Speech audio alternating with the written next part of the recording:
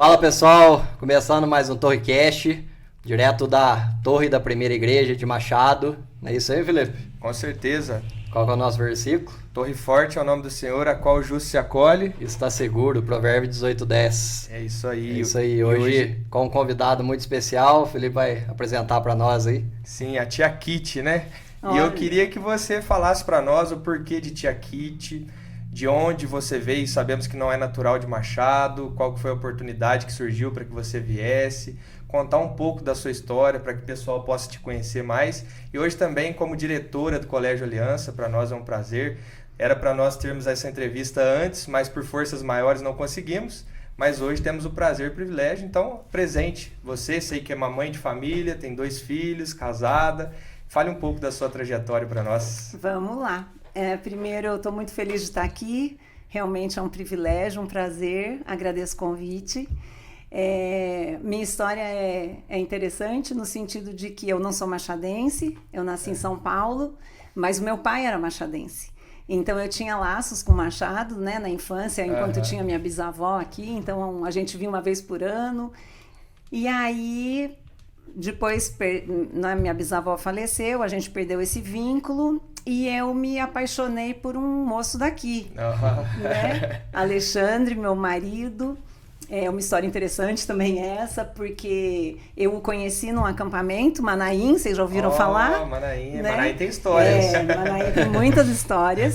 E vim, me apaixonei e voltei encantada para São Paulo. E eu não sei se todo mineiro é assim, né? Mas muito galanteador e me fez muitas promessas, né? E eu sei que o tempo passou e nós perdemos o contato, até que eu tive um sonho. Uma semana antes dele sofrer um acidente. E ele sofreu um acidente muito grave, ele ficou 60 dias em coma, 60 dias no hospital, 34 dias em coma, mais ou menos isso. E eu sofri demais, como se fosse alguém muito próximo meu. Não era natural aquilo. E um dia eu tinha o hábito já de fazer minha hora devocional às tardes, né?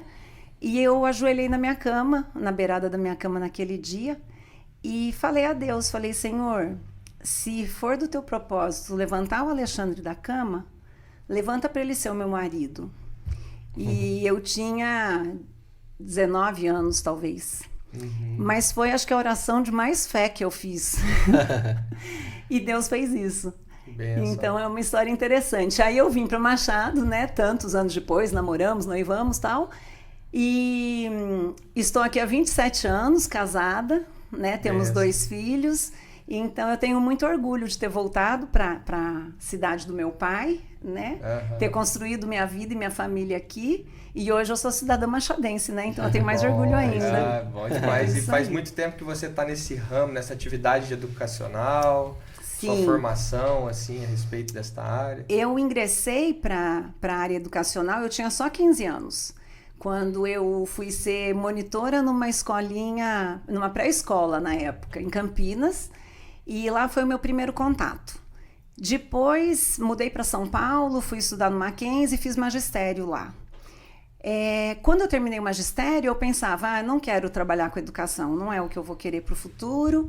Aí prestei vestibular, fiz minha faculdade no Mackenzie também, fiz administração de empresas. Mas nesse período eu fui chamada, como eu tinha feito o magistério lá, me chamaram para uma vaga que tinha surgido na escola americana, dentro do Mackenzie. E eu aceitei o convite, falei, poxa, estou estudando à noite, vou fazer, vou trabalhar. E aí eu me encantei, né? Aí, de fato, eu ingressei mesmo para a vida, né, educacional, e foram 7 anos lá no Mackenzie até que eu me casei e vim para cá.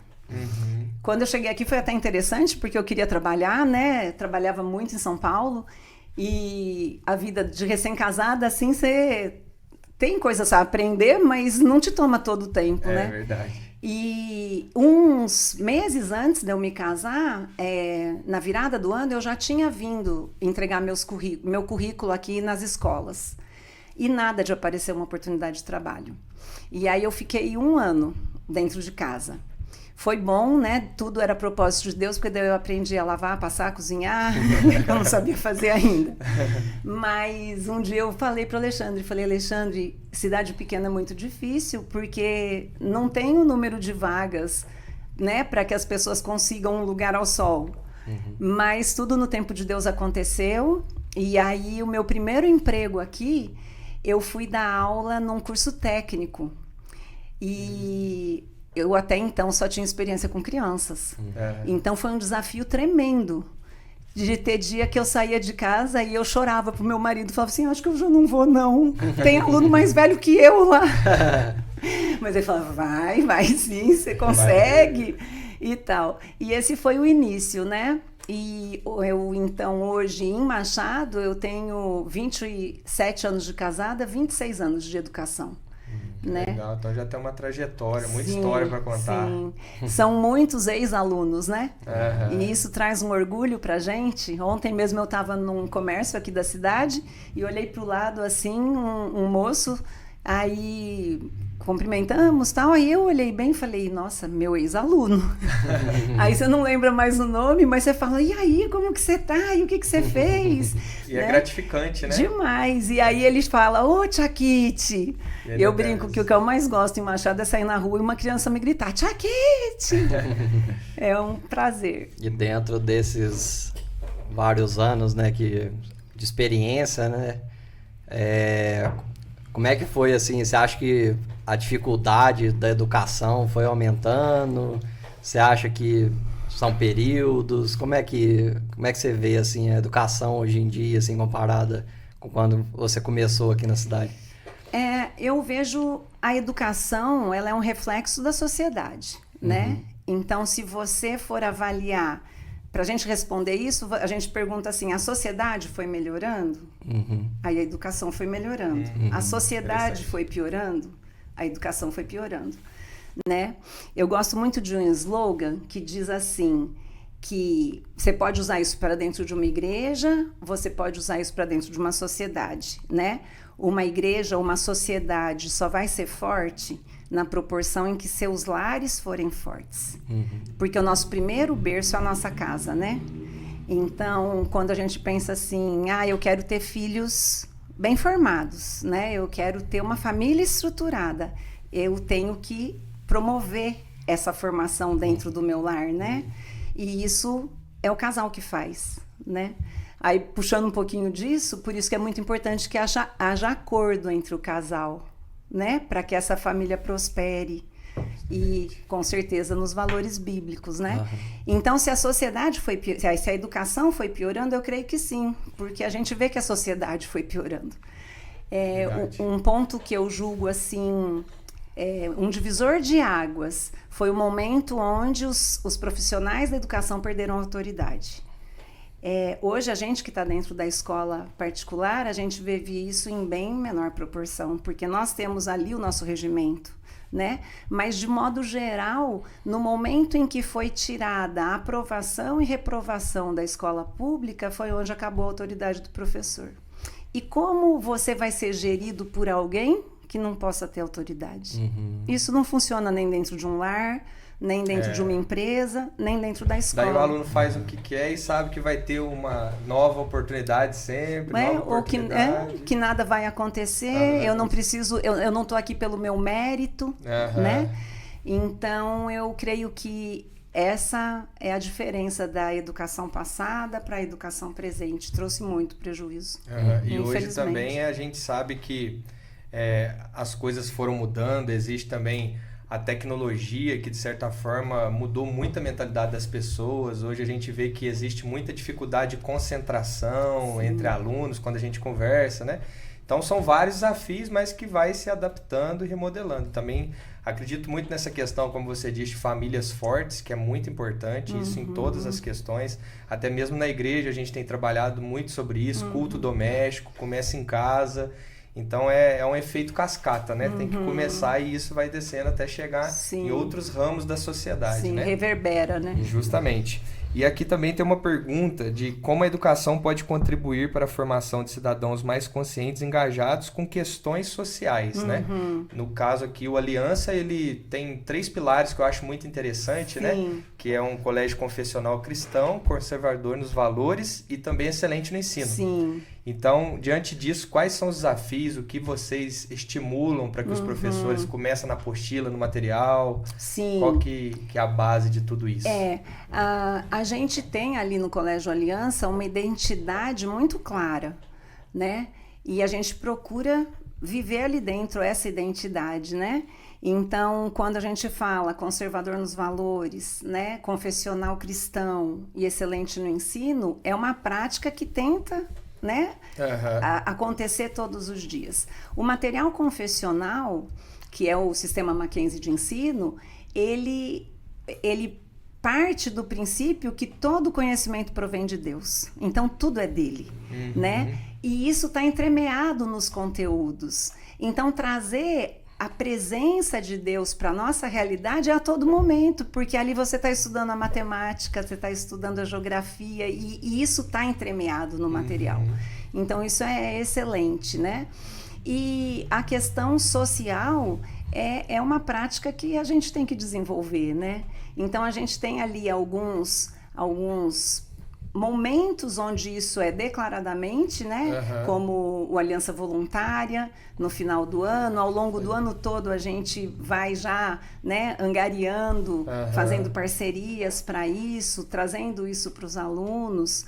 Então, é algo que precisa ser difundido, né? Com certeza. E eu acho interessante que, como eu estou fazendo parte agora da capelania, e quando eu ando no colégio, eu vejo vários versículos, tudo isso te faz refletir em muitos momentos, né? Bandeiras, grafites, e isso demonstra a seriedade também do colégio, que de fato a ideia é formar bons cidadãos, mas que de fato também glorifiquem a Deus nas profissões que forem exercer, né? Eu tive uma oportunidade de viver a escola não confessional e a escola confessional, sendo a mesma pessoa, tendo os mesmos valores, né?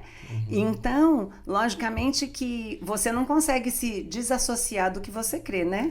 Onde você está, você é o que você crê. Claro. Mas a escola confessional, o colégio confessional, nos dá a oportunidade de tratar Deus com clareza. Então, por exemplo, eu cuido da parte disciplinar do colégio, né? Até eu sou meio temida lá. Mas é tão gostoso você poder disciplinar um aluno trazendo a palavra de Deus, trazendo a luz, trazendo para a mesa a palavra de Deus. E, olha, é muito raro alguém se rebelar. Quando você traz não o que eu acho, mas o que a palavra de Deus diz. Mostrando a autoridade da própria palavra. Exatamente. Né? E isso faz muita diferença no colégio confessional do não confessional, porque não existe, né? Dentro do Estado laico, você não tem essa liberdade. Até para fazer uma oração, você pode até fazer, mas se algum pai se opuser... Você que está errado. Então, isso é maravilhoso, né? Assim, foi um divisor de águas na minha vida como educadora. Muito bom. Muito bom. Eu acho que o desafio também de uma escola, né? Principalmente confessional, né? Como a gente está falando, né? Que os pais hoje, né? Às vezes a educação tem que partir de dentro de casa, né? Sim. Então, como é que você vê essa dificuldade? Porque, às vezes, a gente tenta educar, tenta, né, trazer a criança para esse estilo de educação, né, e tudo mais. Mas não tô falando que existe isso no Mackenzie, não, mas eu tô falando de modo geral, né? Então, o aluno não tem mais respeito pelo professor, né? Generalizando, né, as escolas, né? E às vezes os pais mesmo ficam do lado, né? Dos próprios filhos, né? Sim. E tira aquela autoridade que tinha do professor, né? Como que você enxerga isso nos dias de hoje, né? Porque hoje o funcionário não tem mais medo do patrão, né? O aluno não tem mais medo do professor, né? Então, não que seja bom ter medo, né? Mas pelo menos um respeito, né? Pelo menos, né? Sim. Então, essa parte de educar também os pais, né? Sim. A trazer o aluno, às vezes, até mais preparado ali, dar essa liberdade e autoridade para o professor, né? Para a escola, né? Isso é interessante, Caio, porque nós recebemos alunos muito pequenininhos, né? No colégio entra a partir de 1 aninho ou no momento em que estiver andando. Já abrimos algumas exceções antes de andar, né? Mas então, e mesmo os que entram e ingressam com 3, 4, né? Hoje a idade corte são 4 anos. Às vezes nós percebemos que o primeiro limite que a criança está recebendo é nosso. Mas nós não podemos fugir disso, porque a regra é para todos. Então, existem as crianças que já vêm mais moldadas e as que vêm menos. E é lógico que aí entra temperamento, personalidade, cada um é um, né?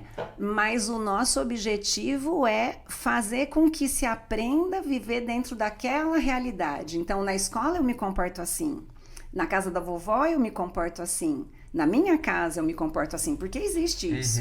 As regras mudam de um ambiente para outro, né?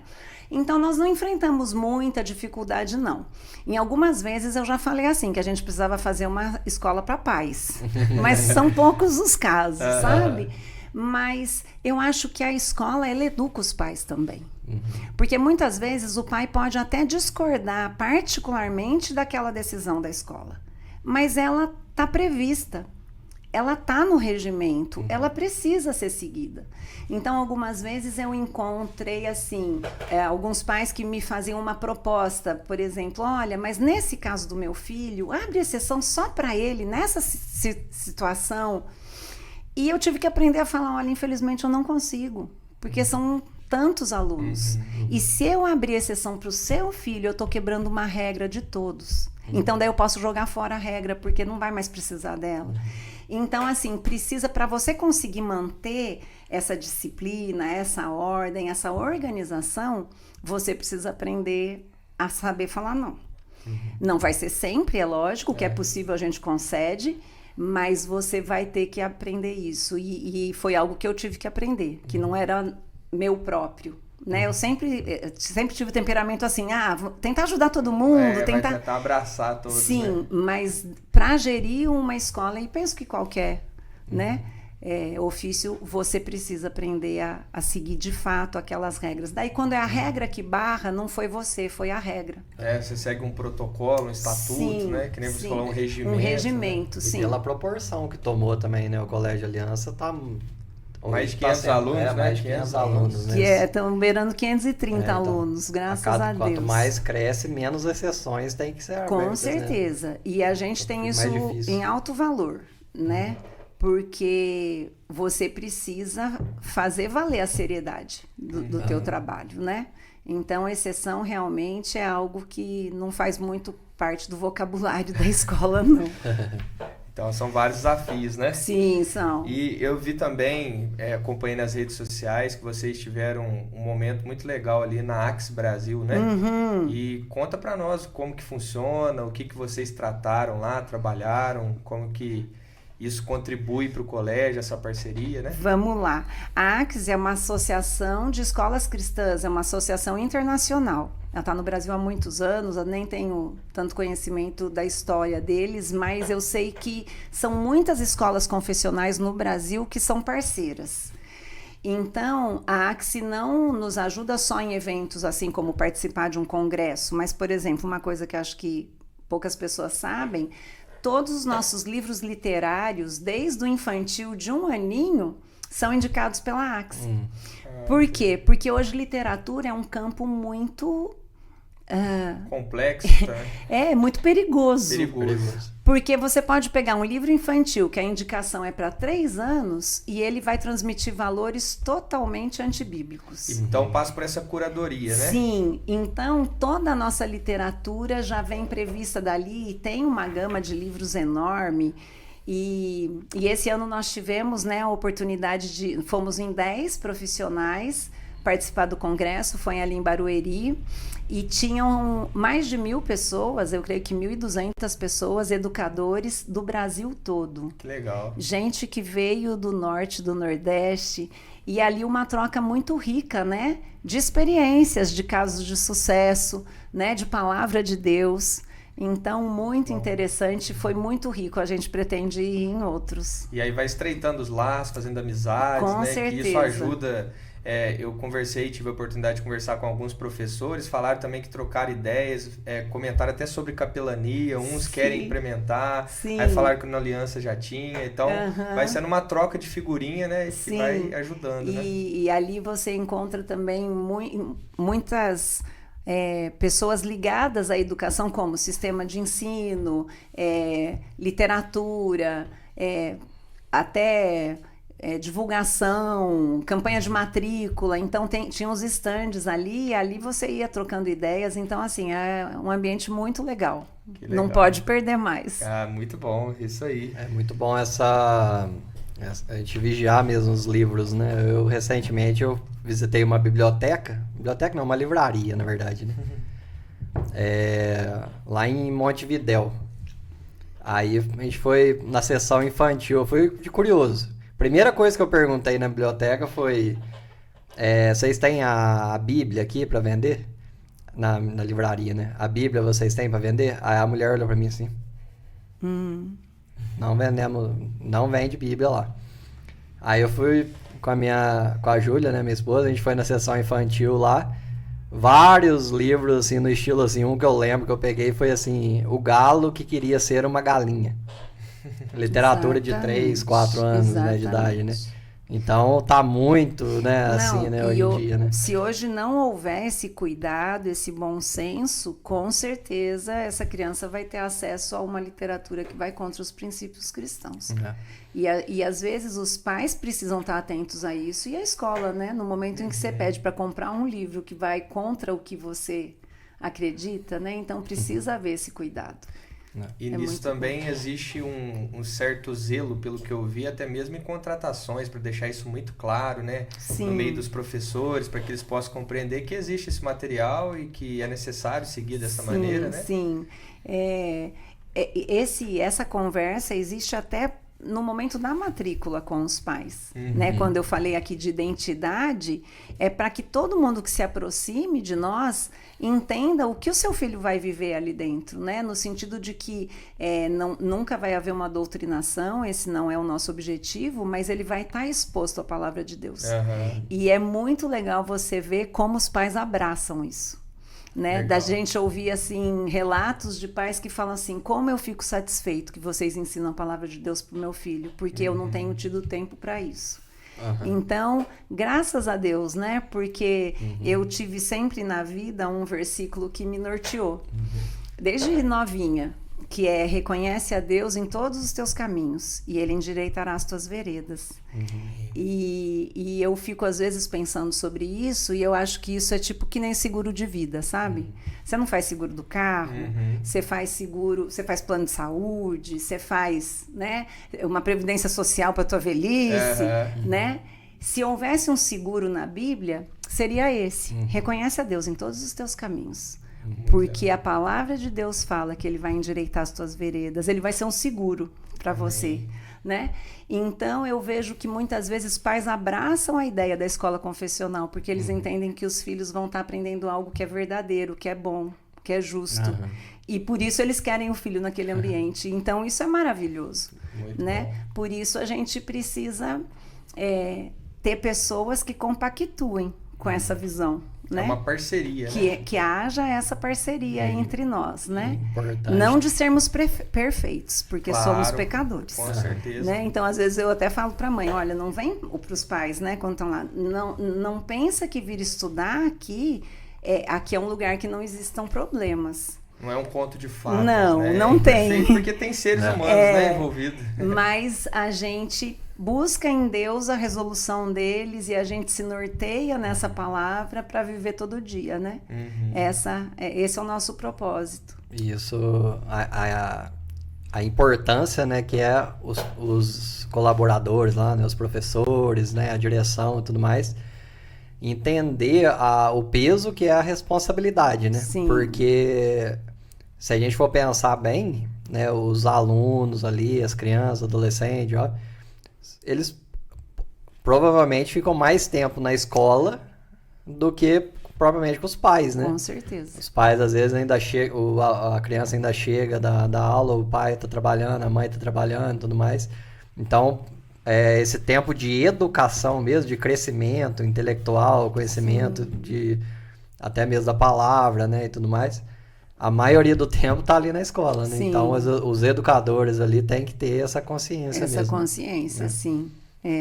É muito importante porque nós somos modelos, né? Aham. E é tão gostoso quando, depois de muito tempo, esses dias eu recebi uma homenagem assim, linda. Foi no privado, mas de uma ex-aluna. Que, olha que coisa gostosa, né? 27 anos de cidade, hoje eu tenho lá no colégio filhos dos meus alunos. Olha Né? essa. Então ela me escreveu assim, a filhinha dela entrou esse ano conosco, tem 3 aninhos. E ela me escreveu um relato no Dia das Mães. E ela falava assim, Tia Kitty, até hoje eu lembro do que eu aprendi com você. E eu quero que a minha filha desfrute desse mesmo aprendizado. Benção. Então, acho que foi assim o melhor presente que eu podia ter recebido Aham. naquele dia, né? Mas é fruto de um compromisso que é diário. Com Né? certeza. E eu creio muito assim, tem uma outra frase, eu sou apegada a frases, eu Mas é adoro legal. frases, que diz assim, é o título de um livro, eu li, eu era menina ainda, que diz, floresça onde está plantado, né? E esse é um grande propósito para a vida de cada um de nós. Onde Deus te pôs é para florescer, né? E quando a gente pensa na vida dessa forma, a gente entende o propósito da vida. Eu não estou aqui só para acordar, trabalhar, cansar e dormir, né? Eu estou aqui para cumprir o propósito de Deus. É algo maior, né? É muito maior. É algo maior. E aí a vida fica com encantamento, né? Com certeza. Aí a vida tem propósito. Faz sentido eu acordar cedo e sair para fazer o quê? O que Deus tem proposto para mim aqui. E aí é gostoso quando você recebe um feedback desse, né? Nossa, que muito bom. delícia. Então marcou. Alguma coisinha ficou, né? Muito bom. É o versículo do Felipe aí, né? Eu sempre repito, Felipe. quer comais, quer bebais ou façais outra coisa qualquer, fazei tudo para a glória de Deus, Amém, né? 1 amém. Coríntios 10, 31. É que eu Sim. sempre falo, repito, o Caio fala que é o meu versículo. Eu gosto de Não, não é enfatizar. teu versículo, não, é da Bíblia. Você repete, Mas né? eu Você gosto, gosta dele. é muito, muito legal, Sim. porque realmente quando a gente encontra esse propósito, esse objetivo, por mais que vai ser difícil, que a vida é assim mesmo, eu costumo dizer que é agridoce, né? Vai ter momentos bons, ruins, lutas, desafios, mas também Sim. momentos de conquista, de alegria, Com né? certeza. Então, quando a gente sabe que o nosso propósito é glorificar a Deus em tudo, tudo passa a ser Vai. melhor, né? Com Mais certeza. satisfatório, né? Muda a ótica, né? Muda a ótica. E no que muda a ótica, não depende mais de você. Justamente. Né? E aquela ideia de que os teus olhos estão elevados, né? Aham. É para cima que a gente olha e tudo se torna, não sem problemas, mas mais fácil, né? Com certeza. A partir do momento que a gente entende que a gente não é dono de nada, a gente está aqui justamente para cumprir o nosso papel, né? Então, essa frase é muito interessante, né? Onde a gente está plantado, a gente tem que florescer, Florescer. né? Independente do solo que foi plantado, né? Então, tem gente que tem mais responsabilidade, tem gente que tem menos, né? Tem gente que tem cargos altos, tem gente que tem cargos, entre aspas, baixos, né? Tem gente que tem empregos gigantes e tem gente que tem emprego menor, entre aspas, falando, né? Mas aonde Deus nos colocou, né? É ali que a gente tem que fazer o nosso melhor. Não sendo mais importante do que o outro, né? Como diz mesmo a Bíblia fala, né? Do corpo, né? Nós somos corpo, né? De Cristo, né? Justamente. Então, cada um tem a sua função A sua ali. função. Na vida, né? Na igreja e tudo mais, né? E Então, interessante cumprindo o que papel. eu dou até um spoiler, que amanhã eu vou estar falando no momento devocional na aula magna, né? Isso. Não sei que dia que vai no ar aqui, mas amanhã vocês vão saber depois. Hoje é dia 29, viu, gente? Mas é justamente sobre isso. Depois que Paulo fala em 1 Coríntios 10, 31 a respeito dos limites da liberdade cristã, ele continua depois do capítulo 12 ao 14, ele vai falar sobre os dons. E ele gasta no capítulo 13 falando de um dom específico, que é o amor, que é o maior de todos, né? Permaneçam a fé, a esperança e o amor. Esses três, porém, desses três, o maior é o amor. Então, tudo que vem para nós fazermos também, quando nós fazemos com amor, com dedicação, sabendo que é para Ele, acima de tudo eu estou agradando a Ele, né? E eu acredito que é isso que o colégio transmite, né? Que traz essa satisfação para os pais, alegria, segurança, de saber, nossa, de fato eles estão fazendo ali com amor, com empenho, mesmo diante de imperfeições, de limitações que todos temos, mas estão procurando fazer com zelo, né? Então, eu gosto muito de pensar nisso, às vezes eu converso com alunos mesmo sobre isso, né? Que se trabalho fosse bom, chamava descanso, né? Não chamava trabalho. Mas já que o trabalho faz parte da nossa vida, principalmente na hora que você vai escolher a tua profissão, que você vai escolher o que você vai fazer para o resto da vida, procure algo que te traga prazer. Porque tudo que você faz com prazer, você faz melhor, né? Justamente. Então é essa questão de você, eu costumo brincar que eu sou muito feliz porque eu trabalho no que eu amo. Então o trabalho não se torna um fardo. Ah, mas não tem problemas? Tem, até alguns.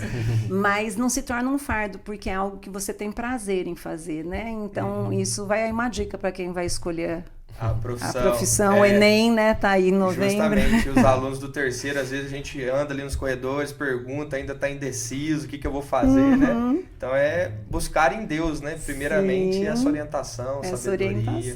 E uma coisa que eu acho interessante também, Kit, lá no colégio, que é toda sexta vocês têm também esse costume de cantar o hino nacional, reunir. Conta pra gente também um pouco dessa aula magna, como que funciona essa estrutura, né? Vamos lá. Toda sexta-feira a gente tem aula magna, que é um horário anterior ao recreio, que como se fosse uma aula vaga. Todos os alunos, né, estão... Mas esses professores que deram a aula anterior são responsáveis por trazerem esses alunos. Nesse momento a gente canta o hino nacional, né, hasteia a bandeira, e depois entramos para o auditório, onde tem uma ministração de um versículo, né? Uma devocional, vamos dizer assim. E sempre é um momento muito, muito rico. E aí vem alguém que vai falar conosco na aula magna e a nossa intenção sempre é inspirar. É que os depoimentos não vão servir para todos. Por exemplo, vai vir um agrônomo, né? Quantos % daquela plateia tem interesse, né, na agronomia? Não vão ser todos, mas eles vão abrindo um leque de possibilidades, não só profissionais, mas de vida. Porque no momento em que a pessoa está relatando ali como foi a infância, a adolescência, a juventude, a escolha da profissão, a entrada no mercado, muitos se identificam. Legal. Olha, eu vim de uma família assim e tal. Aquela pessoa fala, olha, na minha adolescência eu passei por um processo de depressão, eu me sentia dessa forma.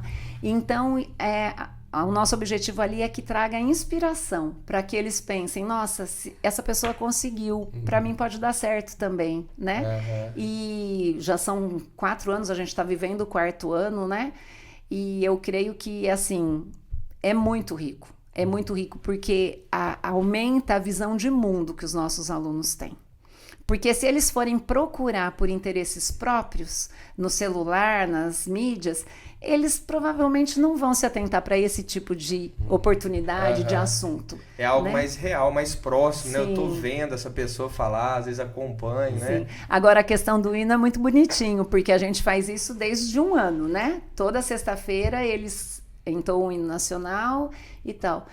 E aí eu já ouvi depoimentos assim, que teve alguma coisa aqui no estádio de Machado, municipal, e tocou o hino e tinha aluninho nosso. E daí depois chegou pra gente que os nossos aluninhos estavam sabendo cantar o hino lá, de 4, 5 aninhos, né? Legal. Então isso é muito legal, né? Amor à nossa pátria, à nossa terra, né? Eu falo, eu não sou machadense, mas eu tenho amor a esse lugar. Então, isso é muito importante, a gente ter gratidão pelo solo que a gente vive, pela terra que a gente tem, né? E infundir isso nos coraçõezinhos. Porque senão a gente fica achando que só a grama do outro que é melhor, que é mais verde, né? Justamente. E não dá valor em tudo que Deus tem nos proporcionado. Então, acho que é por aí também. Essa ideia partiu de vocês mesmo ou o Mackenzie mesmo, o ensino, tem essa... Não. Já tem esse costume? Partiu do próprio colégio mesmo. Eu não posso afirmar que os outros façam. Eu creio que sim, mas partiu do próprio colégio mesmo. Porque isso aí é um costume, acho que americano, né? Os americanos fazem muito isso, chamar os pais, né? Principalmente para falar da profissão, né? Com os alunos, né? Sim. Trocar essas É muito interessante isso mesmo, que abre um leque assim para criança, né? Aprender, porque criança aí na idade mais nova aí mesmo não tem nem noção, né? Do que é um trabalho mesmo, né? O que é trabalhar, o que é ter a recompensa depois, né? Do dinheiro ali. Então, você trabalha isso aqui, você vai receber, às vezes, experiências também, né? Muito interessante isso aí. O Mackenzie, hoje eu estava vendo conteúdo de 2º aninho, eles trabalhando educação financeira. Então, muito interessante, né? É lógico que vai ser de pouquinho, mas é no pouquinho que eu aprendo, né? Verdade. Então, tem isso. Tudo tem a sua importância, né? E também eu vejo que toda última sexta do mês tem a Sexta da Gratidão, né? Sexta-feira da Gratidão, Da Gratidão também, que eu acho muito legal, que levam lanche, compartilham ali também, né? É um momento muito lindo, porque ao longo do mês, isso vai de 1 aninho, infantil 1, a 5º ano. Eles escolhem um versículo por mês. E essas crianças vão decorar esse versículo ao longo do mês, né? Então, vai sendo trabalhado em sala e eles decoram. Criança tem maior facilidade. Se fosse para mim, ia ficar mais difícil. Mas aí, na Sexta da Gratidão, eles apresentam para os coleguinhas os versículos. Então, a turma toda apresenta para todos os outros. E daí a gente faz um lanche comunitário. E antes de nós orarmos, agradecendo por aquele lanche, que sempre é maravilhoso, sempre é uma delícia, cada sala traz um motivo de gratidão do mês. E é tão bonitinho, porque sempre o motivo de gratidão tem a ver com a realidade deles daquele mês, da salinha, sabe? Eles fazem votação para escolher o motivo. Até emocionante de ver, né? É lindo de ver. E daí a gente monta uma mesa muito gostosa com tudo que eles trouxeram e é uma fartura. E aí eles podem servir quantas vezes eles quiserem, né? Recebem o pratinho e tal. E eles acham que aquilo é uma grande festa. Eles sentem mesmo que eles estão numa grande festa. E já virou uma tradição. É um dia lindo. Vocês estão convidados. Amanhã é Sexta da Gratidão. Amanhã já? Vai lá. Sexta da Gratidão. É sempre a última sexta-feira do mês. Então já marca aí na agenda. E é um tempo muito especial. Muito bom. A parte artística, assim, vocês trabalham também? Alguma coisa de música? Temos. Para as crianças, né, no período da tarde, eles têm aula de artes e de música. A música começa no infantil 4 e vai até o 5º ano. E a arte para todas as turmas. E do 6º ao 3º, nós não tiramos a arte. Nós continuamos com ela, é opcional, isso não é obrigatório, mas nós não tiramos porque a gente entende que existe aí um trabalho de cultura, né? Mesmo também no Enem, muitas vezes isso pode ser um subsídio para a tua redação, né? Pode ajudar e traz conhecimento, né? Alarga as fronteiras. Já tem artigos também, né? Estudos que dizem que a música, né, a arte, ela estimula, né, a criatividade, o desenvolvimento do cérebro e tudo mais, né? Então, isso aí já auxilia em todas as outras atividades, né? Até cognição, né?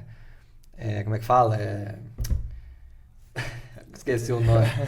Mas acho que é importante pro desenvolvimento da criança, né? Às vezes ela assimilar alguma coisa e tudo mais. Esse lado artístico estimula isso aí, né? Sim. Então, e a gente tem feito uso e eu vejo que é muito rico. Muito rico.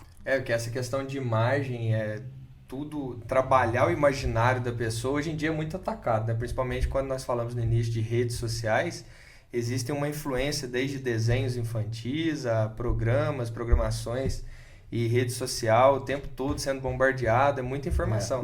Então, quando você enfatiza isso no ensino, principalmente na escola, ajuda muito essas pessoas, né? Existe uma guerra do imaginário. Tinha até um documentário interessante que eu assisti uma vez do Brasil Paralelo, que citava muito C.S. Lewis, Tolkien e Chesterton, né? Que justamente trabalhava essa questão de literatura, do mundo da imaginação, mas sempre remetendo algo a Deus. Então é interessante, às vezes o cristão ele tem que entrar em todas as esferas da cultura, e isso é muito importante. E nesse sentido que eu acho legal a formação do colégio, de mostrar para os alunos que o cristianismo está inserido ali. E uma frase também que eu gosto, já que a gente está falando de frases, né, que eu tenho citado muito também na Escola Bíblica Dominical aqui com jovens, nós trabalhamos, é de Francis Schaeffer, que ele fala que o cristianismo não é uma série de verdades no plural, mas é a verdade com V maiúsculo. E ele não atinge apenas o lado religioso, mas a esfera da sociedade como um todo. E nós precisamos libertar o cristianismo desse cativeiro cultural, né? Revelando também mais coisas, verdades de Deus, né? Sim, e a questão cultural, ela tem muito a ver com isso que você está falando, porque muitas vezes nós não gostamos porque nós não conhecemos. Então, o repertório musical de uma geração inteira é tão pobre e tão pequeno porque ela não teve chance de conhecer outros repertórios, né? Então, ter essa oportunidade, né, de conhecer o belo de fato, né? Normalmente, nós não vamos ter o mesmo gosto, nós três aqui vamos divergir, mas nada me impede de conhecer, né? E muitas vezes nós não gostamos que nem criança. Não quero comer isso. Ah, por quê? Porque eu não gosto, mas ele nunca experimentou, né? E nem procurou saber mais, né? E uma coisa muito interessante, até relacionado com o uso de tela, é que um estudo mostrou que crianças de 3 a 5 anos que tiveram contato com tela por 3 horas por dia, o impacto que houve na criatividade dessa criança foi tremendo. Elas foram acompanhadas, não lembro quanto tempo teve o estudo, e foram mostrados os desenhos que as crianças faziam. As que usaram tela por 3 horas por dia e as que usaram tela até 1 hora por dia. Gente, é uma agressão. É uma agressão à capacidade cognitiva e criativa daquela criança. Então, assim, eu fico feliz que tenha havido uma tendência à redução de telas, né? Até por lei, hoje a gente não está mais podendo usar. Isso é ótimo. Mas os pais, por isso que às vezes precisava ter escola para pais. Né? Os pais tinham que entender que lá no restaurante eu não devo dar o meu celular para eu ter 5 minutos de sossego, meu filho ficar atento àquilo, porque eu tô como se eu estivesse podando a capacidade dessa criança de ser produtiva, né? E de ser criativa. Então isso é muito sério. É mais prático, né, para os pais, né? Então, tá chorando, põe tela, tá chorando, tá fazendo birra, não tá querendo sossegar na hora que tem que sossegar, põe tela. Mas então... vê só, vocês são bem mais jovens que eu, né? E vocês não foram criados com tela quando tinham 3 anos de idade, não é? E por que vocês não vão conseguir criar os filhos de vocês sem a tela, né? Então é algo a se pensar mesmo, e se você tem que falar, vou fazer dessa forma, né? E acredito que é por isso que nós temos mais cicatrizes também, né? Que faz mais Com certeza. Tomou uns pontinhos. É verdade, né? Eu sou cheio de cicatrizes. Cai pra cá, cai pra lá. Oh, nossa. Mas tem história pra contar também. Cicatrizes na pele é melhor do que cicatrizes na mente. Aí, ó, que nossa, isso, hein? Gostou dessa, meu amor? Filosofou. Mas é isso aí, estamos chegando no final também, né? Faltam alguns minutinhos e tem sido muito bom, gostei muito da nossa conversa aqui, né, Kai? Tá sendo muito produtivo. E assim, se tem alguma mensagem que você gostaria de deixar para os pais, né? Depois para os pais e para os alunos. Aí você deixar para a gente destacado o que você deixaria de motivação, de estímulo. O que você deixa para nós? Já que nós estamos falando de frases, se tem alguma frase que você gosta também? Para os pais, eu diria aquele versículo, né? Ensina a criança no caminho que deve andar e ainda quando for velho não se desviará dele, né? E como a gente ensina? A gente ensina falando, a gente ensina agindo, a gente ensina no silêncio. Então, no momento em que você se determinou a ter filhos, né? Qualquer um de nós, a gente tem que ter isso em mente. Eu estou começando a ser professor de uma escola. Né? Eu vou ser o professor do meu filho, o pai, a mãe. Então, acho que seria esse o meu recado, né? E para os alunos, eu diria o que serviu para mim. Reconhece a Deus em todos os teus caminhos e Ele endireitará as tuas veredas. Isso faz diferença na vida da gente, né? E reconhecer é no dia bom, é no dia mal, mas é entender que Deus permitiu, que Deus fez. Nossa, glória a Deus que Ele fez dessa forma. Nem todo dia vai ser maravilhoso, mas se a gente estiver com Deus em todos os dias, né? A gente vai estar seguro. Eu acho que seria isso. Essa ideia de perseverar, de permanecer, né? De continuar. Sim. De entender que a vida não é um mar de rosas, né? Mas que no final vale a pena, né? Eu gosto muito, uso muito quando eu falo aquele versículo que fala, né? Jesus disse para nós, nesse mundo tereis aflições. Foi uma afirmação. Nossa, não vai dar para fugir disso. Vai ter aflição. Mas ele completou, mas tem de bom ânimo. E eu venci o mundo. Aí quando, para mim não acaba ainda. Porque aí eu me apego naquele, eis que estarei convosco todos os dias, até a consumação dos séculos. Amém. Então, vai vir o dia difícil, vai vir o dia da aflição, ele já venceu, ele sabe como que faz, e ele vai estar conosco até a consumação dos séculos. Então, você pensar que você não está sozinho, nem na maior dificuldade, isso é muito consolador, isso é muito fortalecedor. Acho que o maior erro da humanidade em geral é esperar que as coisas melhorem. Eu tava pensando nisso, sabe? Porque, na realidade, né, todas as desculpas, às vezes, da humanidade é assim, não, uma hora vai dar certo. Uma hora vai melhorar. Então, às vezes, fica esperando esse momento para agir em todas as situações, né? E aí a gente inclui aí ter um posicionamento com Deus, né? Esperar vir uma coisa boa para minha empresa vai melhorar porque quando tiver assim. Meu filho vai melhorar quando eu colocar ele numa escola tal. Então, tipo assim, eu acho que a partir do momento que a gente entender que esse mundo é corrompido mesmo, né, pelo pecado, né? E quando a gente fala pecado, a gente vai vir todas as coisas de ruim no mundo, né? Então, isso vai levar as coisas a nunca melhorarem, né? Então, as coisas nunca vão melhorar, né? Então, a partir do momento que a gente entende isso e a gente toma uma posição, aquela frase, né? Que é famosa, né? Tudo muda quando eu mudo, né? A pessoa muda, né? Então, a partir do momento que a gente pensa que o mundo não vai mudar, o mundo é corrupto, o mundo tá corrompido, a gente tem que mudar, a gente tem que ter essa atitude de mudar, né? E no caso essa mudança sempre é a gente querer seguir a Deus, seguir as Escrituras, né? Como base, né? Como base da nossa vida, como base da nossa fé. Então, acho que é isso, né? A gente tem que confiar em Deus, né? Descansar em Deus, porque esse mundo não vai mudar, não vai melhorar. Nossa esperança não está aqui, né? E diante disso, eu acho interessante também, lembrei de uma outra frase, agora a gente tá compartilhando a frase, né? Que nós não vamos redimir a cultura, mas nós podemos agir como agente de transformação da cultura, né? Então, isso é entender o nosso papel, voltando em tudo aquilo que a gente falou, e trabalhar de acordo com as ferramentas que Deus colocou nas nossas mãos, cada um reconhecendo o seu dom, o seu chamado, fazendo com excelência para Deus. É isso aí. E assim as coisas vão fluindo, né? Vão fluindo, bom demais. É isso aí. Agradecemos aí, né, Caio? É isso aí. A participação da Kit. Conversa, né? Absorvemos bastante conhecimento, histórias. Foi uma delícia. Foi muito bom. Bom para mim, eu que agradeço. Uma delícia estar aqui. Confesso que eu fiquei nervosa. Mas foi muito gostoso. Gostei demais. A gente fica nervoso todos os podcasts. Mas muito bom. Agradeço mesmo de coração. E como já tenho falado para vocês lá no colégio, na vida também, estamos aqui, né, Caio? Tanto eu quanto o Caio, para ajudar, para servir. Muito obrigada. E que, de fato, vocês continuem crescendo, Amém. Tendo mais alunos, que Deus continue dando capacidade.